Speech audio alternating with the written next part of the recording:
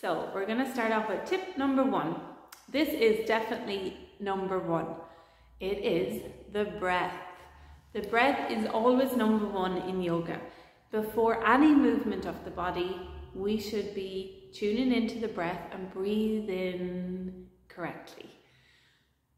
Yes, there is a way to breathe correctly. So breathing correctly means breathe in the most efficient way for your body. That is in and out through the nose for an equal length of time.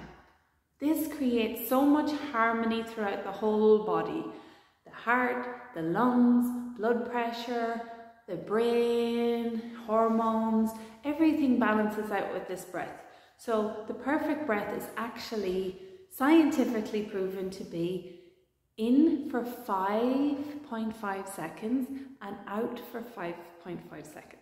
So that's in for 5.5 seconds, out for 5.5 seconds, in and out through the nose. Why do we breathe in and out through the nose? Because the nose is a built-in filter. It has hair in our nostrils and filters out the air from our environment around us, protecting us from toxins and diseases and bugs. So the more we breathe in and out through the nose, the healthier we are. We shouldn't really be breathing in and out through the mouth. If it's not comfortable for you to keep your mouth closed and breathe in and out through the nose, try to breathe in through the nose and out through the mouth for an equal breath. If you can't breathe for 5.5 seconds, just breathe for 3 seconds. Inhale for 3, exhale for 3, and then build it up. It's all practice, but it's not just balancing the body and creating harmony. It is keeping us in the present moment. When we are focusing on the breath, we are where we are right now as the breath is happening. The mind wants to bring us off into other places. Oh, I wonder what pose is next. I wonder when she's going to stop talking. I wonder what I'll have for dinner. I wonder what I'll watch tonight on Netflix. The mind jumps to the next thing, or stories or things that have happened that day.